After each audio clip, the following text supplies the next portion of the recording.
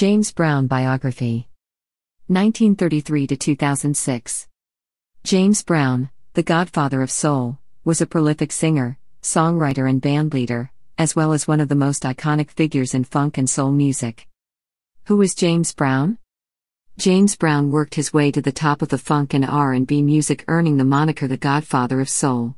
His unique vocal and musical style influenced many artists. Brown was also known for his turbulent personal life, as well as his social activism, both in his songwriting, America Is My Home, Black and Proud, and advocating the benefits of education to school children. Early life.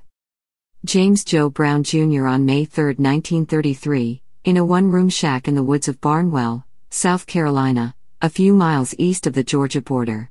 His parents split when he was very young, and at the age of 4, Brown was sent to Augusta, Georgia, to live with his Aunt Honey, the madam of a brothel. Growing up in abject poverty during the Great Depression, a young Brown worked whatever odd jobs he could find, for literal pennies. He danced for the soldiers at nearby Fort Gordon, picked cotton, washed cars and shined shoes. Brown later recalled his impoverished childhood. "I started shining shoes at 3 cents, then went up to 5 cents, then 6 cents. I never did get up to a dime. I was 9 years old before I got a pair of underwear from a real store. All my clothes were made from sacks and things like that. But I knew I had to make it. I had the determination to go on, and my determination was to be somebody." Musical beginnings. Dismissed from school at the age of 12 for insufficient clothing, Brown turned to working his various odd jobs full-time. As an escape from the harsh reality of growing up black in the rural South during the Great Depression, Brown turned to religion and to music. He sang in the church choir, where he developed his powerful and uniquely emotive voice. However, as a teenager, Brown also turned to crime. At the age of 16, he was arrested for stealing a car and sentenced to 3 years in prison. While incarcerated, Brown organized and led a prison gospel choir. In jail, Brown met Bobby Bird, an aspiring R&B singer and pianist, forming a friendship and musical partnership that proved one of the most fruitful in music history. Always a gifted athlete, upon his release from prison in 1953, Brown turned his attention to sports and devoted the next 2 years primarily to boxing and playing semi-professional baseball. Then, in 1955, Bird invited Brown to join his R&B vocal group, the Gospel Starlighters. Brown accepted, and with his overbearing talent and showmanship, he quickly came to dominate the group. Renamed the Famous Flames, they moved to Macon, Georgia, where they performed at local nightclubs. In 1956, the Famous Flames recorded a demo tape of the song Please, Please, Please and played it for Ralph Bass, a talent scout for King Records. Bass was thoroughly impressed by the song, and especially by Brown's passionate and soulful crooning. He offered the group a record contract, and within months Please, Please, Please had reached number 6 on the R&B charts. Superstardom. The Flames immediately hit the road, touring the Southeast while opening for such legendary musicians as B.B. King and Ray Charles. But the band didn't have a repeat hit to match the success of Please, Please, Please, and by the end of 1957, the Flames had returned home. Needing a creative spark and in danger of losing his record deal, in 1958, Brown moved to New York, where, working with different musicians whom he also called the Flames, he recorded Try Me. The song reached number 1 on the R&B charts, cracked the Hot 100 singles chart and kickstarted Brown's music career. He soon followed with a string of hits that included Lost Someone, Night Train and Prisoner of Love, his first song to crack the top 10 on the pop charts, peaking at number 2. In addition to writing and recording music, Brown toured relentlessly. He performed 5 or 6 nights a week throughout the 1950s and 60s, a schedule that earned him the title the hardest working man in show business. Brown was a flashy showman, incredible dancer, and soulful singer, and his concerts were hypnotizing displays of exuberance and passion that left audiences in raptures. His saxophonist, Pee Wee Ellis, once said, "When you heard James Brown was coming to town, you stopped what you were doing and started saving your money."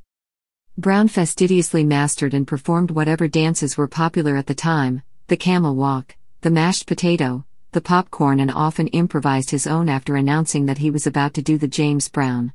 A shrewd and ruthless bandleader and businessman, Brown scheduled his tours to hit money towns on the weekends, and demanded perfection from his backup singers and musicians. He infamously fined musicians for missing notes, and during performances he called out musicians to improvise on the spot. As one of Brown's musicians said, with considerable understatement, "You had to think quick to keep up." On a single night, October 24, 1962, Brown recorded a live concert album at the Apollo Theater in Harlem. Initially opposed by King Records because it featured no new songs, Live at the Apollo proved Brown's greatest commercial success yet, peaking at number 2 on the pop albums chart and firmly establishing his crossover appeal. Brown went on to record many of his most popular and enduring singles during the mid-1960s, including I Got You, I Feel Good, Papa's Got a Brand New Bag and It's a Man's World. With its unique rhythmic quality, achieved by reducing each instrument to an essentially percussive role, Papa's Got a Brand New Bag is considered the first song of a new genre, funk, an offshoot of soul and a precursor of hip-hop. Social activism. In the mid-1960s, Brown also began devoting more and more energy to social causes. In 1966, he recorded Don't Be a Dropout, an eloquent and impassioned plea to the black community to place more focus on education. A staunch believer in exclusively nonviolent protest, Brown once declared to H. Rap Brown of the Black Panthers, "I'm not going to tell anybody to pick up a gun." On April 5, 1968, the day after Martin Luther King Jr.'s assassination, with riots raging across the country, Brown gave a rare televised live concert in Boston in an attempt to prevent rioting there. His effort succeeded. Young Bostonians stayed home to watch the concert on TV and the city largely avoided violence. A few months later he wrote and recorded Say It Loud, I'm Black and I'm Proud, a protest anthem that has unified and inspired generations. Troubles and Redemption. Throughout the 1970s, Brown continued to perform ceaselessly and recorded several more hits, most notably Sex Machine and Get Up Offa That Thing. Although his career fell off during the late 1970s due to financial troubles and the rise of disco, Brown made an inspired comeback with a multifaceted performance in the classic 1980 film The Blues Brothers. His 1985 song Living in America, featured prominently in Rocky IV, was his biggest hit in decades.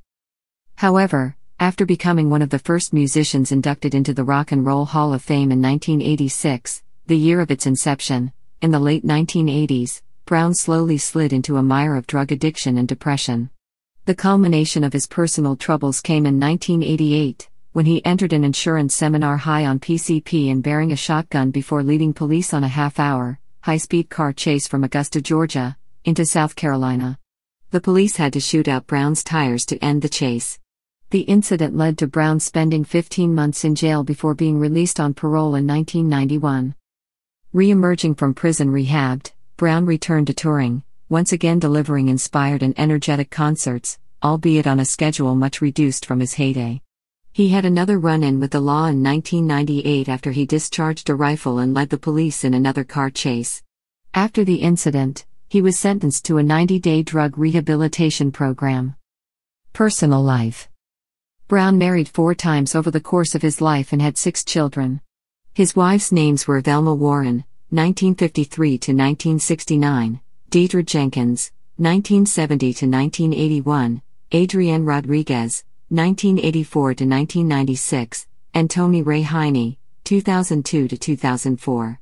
In 2004, Brown was arrested again on charges of domestic violence against Heine, although he said in a statement, "I would never hurt my wife. I love her very much." Death and legacy. Brown passed away on December 25, 2006, after a week-long battle with pneumonia. He was 73 years old. Brown is unquestionably one of the most influential musical pioneers of the last half-century.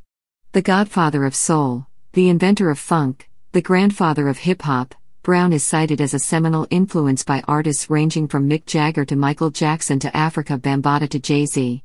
Perfectly aware of his role in American cultural history, Brown wrote in his memoir, "Others may have followed in my wake, but I was the one who turned racist minstrelsy into black soul, and by doing so, became a cultural force."